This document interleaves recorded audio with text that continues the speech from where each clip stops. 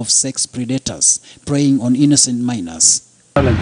Shadrack Miti, KTN News. The Speaker of the Senate, Ken Lusaka, is expected to open a joint Young Parliamentarians conference at the White Sands Hotel in Mombasa tomorrow at around 9:30 a.m. About 48 parliamentarians are also expected to give a press briefing on matters concerning corruption and job opportunities for the youth. Our reporter Tobias Chanji is there and now joins us live for an update. Tobias, it's been an unending song from the youth and corruption. Give us more job opportunities. What should the youth expect from this conference?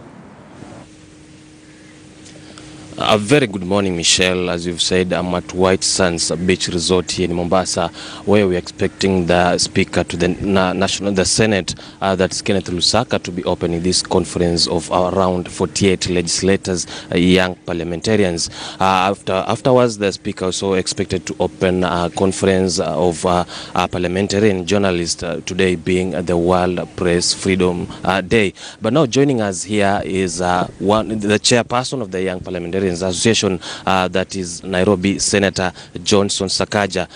Just maybe to tell us what we are going to expect in this two-day conference. Welcome to KTN News. Thank you very much. Asante. So what do you expect here?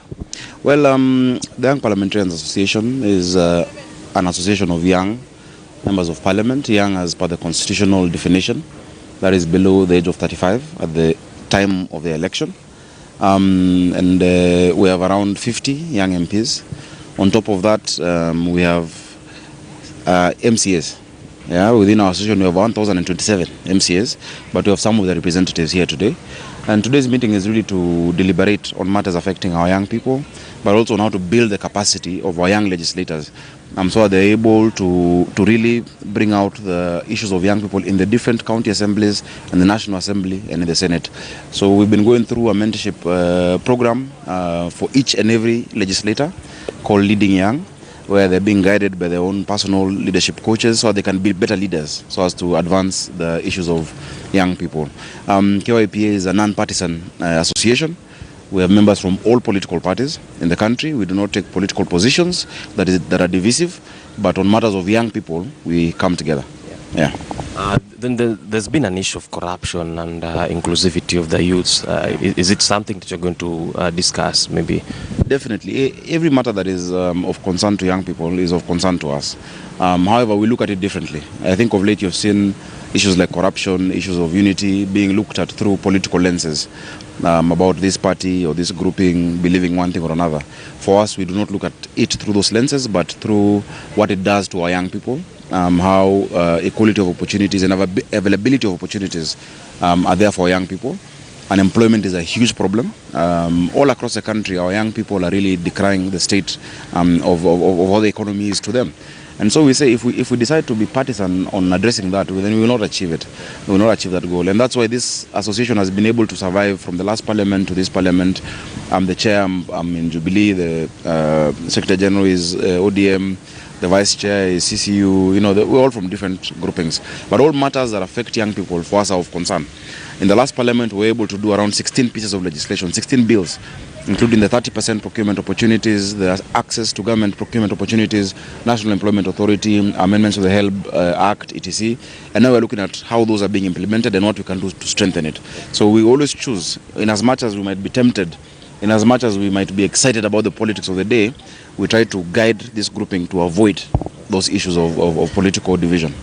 Some would argue that the 30% procurement has not succeeded. What's your take on that? Of course, there are those who feel that, and to some it has succeeded, to many it has not. You see, we are legislators, and our work is to make the law and to oversight the implementation of it. Those who are to implement it are the executive. It's our 47 governors, it is our ministers, it is heads of parastatals. So for us, it's really to look at, to review the progress in it and to make sure that it's being actually implemented. And also to give young people information. Many young people say, oh, it's not implemented. But if you ask them, have you applied? Have you registered a company? Have you been able to try? They're like, no. And you ask them why. They'll say, because we hear it is normally difficult. So just to pull out those weeds of skepticism that are in the minds of many young people, tell them these opportunities are there for you. We have a legal framework that is better than any other time for young people. So in as much as we have challenges, and when it's tough, but also we have great opportunities that have than have ever been there in the past. So it's really changing our mindset, changing our value system, and that is what we believe in as KYP. Okay. Even as you say that you've passed several bills at the Senate, at the National Assembly, is it replicated at the county level? And that is why we decided to start KYMCA. So we've had KYPA in the last parliament where we revived it. In this parliament we came and said a lot of the issues affecting young people are happening in the county level. And so we were able to bring together all the 1,027 young MCAs and be able to get them interim leadership from the regions where they came during the last legislative summit last year. They're able to choose leadership, and through them we're trying now to coordinate with the young MCAs so to build their capacity.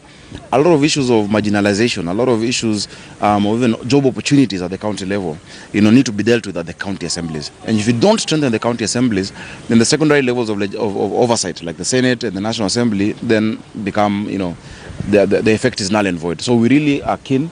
We have the leadership of the young MCAs here with us today. We've taken them through this mentorship process. I personally am mentoring a few of them as well. And it's to the extent of what we know.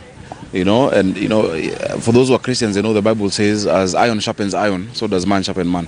And just helping each other with experiences that we've had to make sure that they are strengthened. And it's an ongoing process for them in turn also to get the young people in the villages, in the cities, in the estates, to try and also bring out this new type of leadership that we believe in.